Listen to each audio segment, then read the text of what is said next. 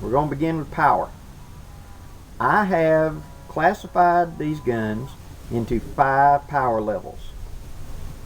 Power level 1, 31 calibers. And these are those revolvers.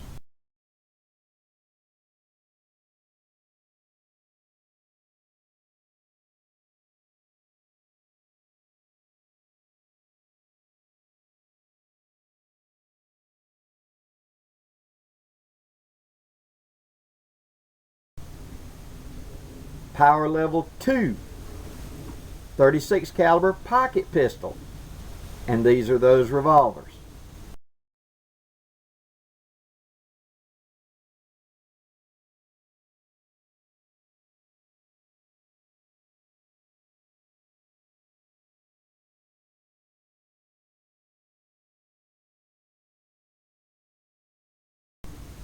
Power level 3, that's the 1851 Navy, the 1861 Navy, and any of the other 36 caliber belt guns. They have a 25 to 30 round, 25 to 30 grain capacity cylinders. Those are these guns.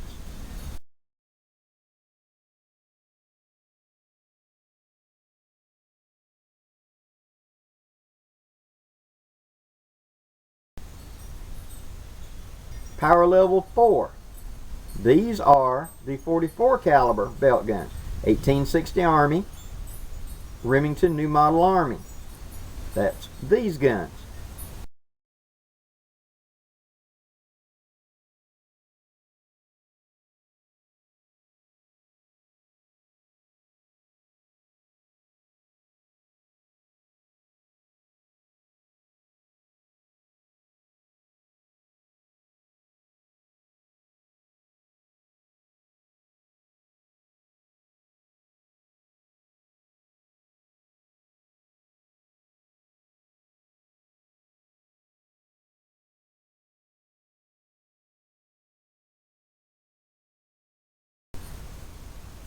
And then power level 5. This is the Walker and Dragoons.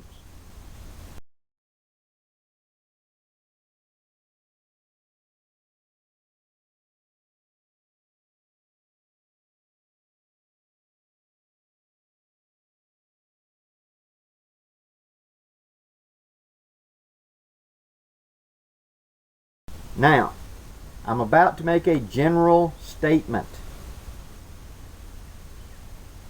Take it as a general statement, don't take it as a verbatim fact. But think of it this way. Think of the power level 1, the 31 calibers. Think of that as like a 22. The same job that today we perform with a 22 revolver in the field. Shooting small game, small animals you don't want a big hole in. Power level 2, think of like a 22 Magnum. Power level 3, think like a 380, a 32 automatic, somewhere in that genre. Power level 4, think of like a 38 Special. Power level 5, think 45 Colt, 45 ACP, somewhere in there. Now, these are generalities. Yes, I know you have a 32 H&R Magnum that will stomp the dog out of a 38. And I understand that these other calibers can outperform it. Of course, after 150 years of cartridge evolution, I would expect them to. But I'm trying to give you a mental image of what these guns actually can perform in the field. Because in write-up and a lot of stuff, when I started in the early 1970s, these were considered not much more than dangerous toys. When I would read an article and they would say that they would not even dare shoot a rabbit with anything less than a walker for fear that it would not, cleanly kill it. Yeah, when you do the research and you find out that the Walker and the Dragoons were designed for fighting where you aimed where the Indian was sitting on the horse. If you shot high, you killed the Indian. If you shot low, you killed the horse. Now, don't just take my word for it. Elmer Keith, Most people that know anything about guns know Elmer Keith. He's the father of several guns with Magnum after their name. And he says in his book about how practical and useful these are. He says that talking to Civil War veterans who had experience with the 51 Navy and with the later cartridge guns, they said that the 51 Navy was in many ways superior as a man stopper, because that pure lead ball on impact, it grabbed, it tore, it made a bigger wound, where the 38 just tended to bore a hole into them.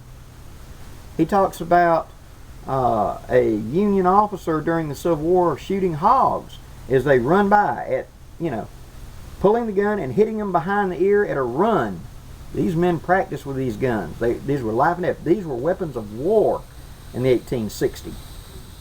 They laid the foundation for what we consider a handgun today.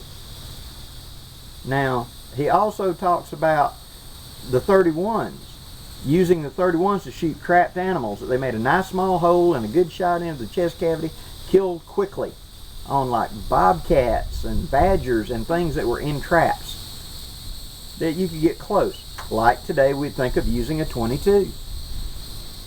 The dragoons and things could be used for deer, and people do. Now, hold on.